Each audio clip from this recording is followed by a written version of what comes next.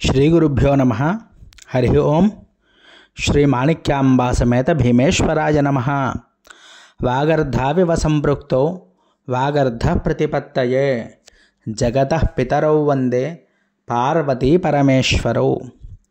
మనం మాణిక్యాంబా సమేత భీమేశ్వర స్వామి వారిని పురస్కరించుకుని భీమఖండంలో భాగంగా అనేకమైనటువంటి నక్షత్ర దేవాలయాలు మనకి ఎన్ని ఉన్నాయి అంటే 108 లింగాలు ఉన్నాయి.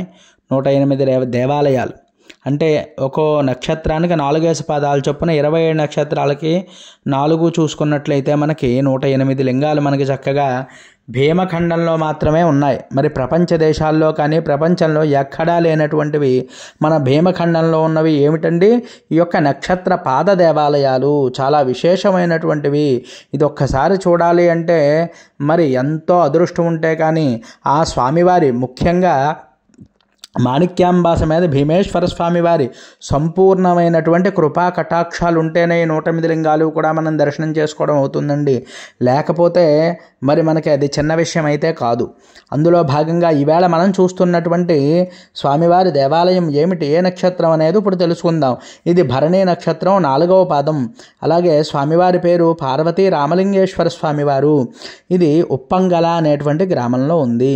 ఇది భరణి నక్షత్రం 4వ పాదం ఏ రాశి అండి? మేషరాశిలోకి వస్తుంది. మరి మేషరాశిలోకి వస్తుంది కాబట్టి భరణి నక్షత్రానికి అధిష్టాన దేవత యముడు. అలాగే ఈ యొక్క రాస్యాధిపతి మేషానికి అధిపతి కుజుడు.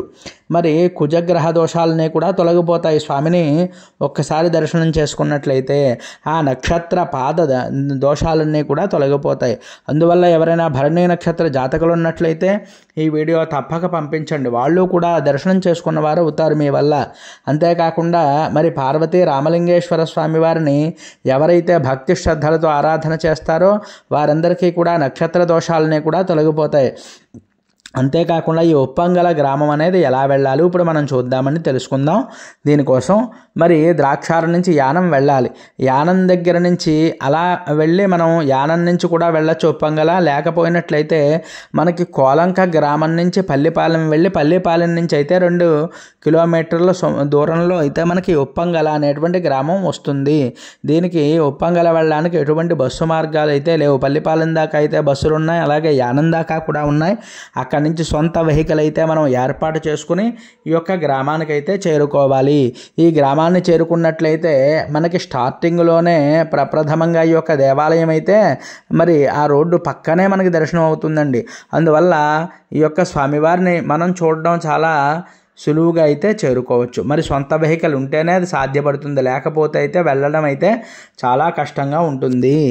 మరి స్వామివారిని అనేకమైనటువంటి మహర్షుల ఆరాధన చేసినటువంటి లింగమండి ఇది కూడా. ఎందువల్ల అంటే శ్రీరామచంద్రుడు కూడా వెళ్ళి దర్శనం చేసుకున్నట్టుగా ఉంది మనకి.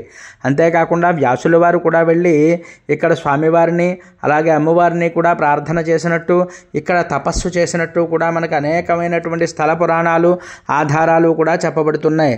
మరి అటువంటి గొప్ప లింగం ఏది అంటే అండి భరణి నక్షత్ర జాతకులందరూ కూడా తప్పక దర్శించవలసినటువంటి లింగం పార్వతీ రామలింగేశ్వరుడు. భరణి నక్షత్రం 4వ పాదం. అందువల్ల మరి వీలున్న వారైతే తప్పక వెళ్ళి దర్శనం చేసుకోండి. లేని వారైతే మన వీడియోలో చూసి మన ఛానల్లో తప్పక దర్శనం చేసుకుని 10 మందికి మనం దర్శనం చేయించినట్లయితే ఆ పుణ్యంలో మనము కూడా భాగస్వామ్యం పంచుకున్న వాళ్ళం అవుతాము. ఎందువల్ల అంటే ఒక మంచి పని చేయడానికి అందరూ కూడా కలిసికట్టుగా చేసినట్లయితేనే ఆ పని మనకి సఫలీకృతం అవుతుంది అనేటువంటి మా ఆకాంక్ష అంతే. అందువల్ల స్వామివారిని అయ్యవారిని కూడా తప్పక దర్శించండి. ఇంకా ఎవరైనా మన ఛానల్ని సబ్స్క్రైబ్ చేయకపోతే సబ్స్క్రైబ్ చేయండి. ఈ వీడియో మీకు నచ్చినట్లయితే లైక్ చేయండి, అలాగే కామెంట్ చేయండి. ఎవరికైనా ఉపయోగపడుతుంది అంటే తప్పక పంపించండి. హరి ఓం తత్సత్.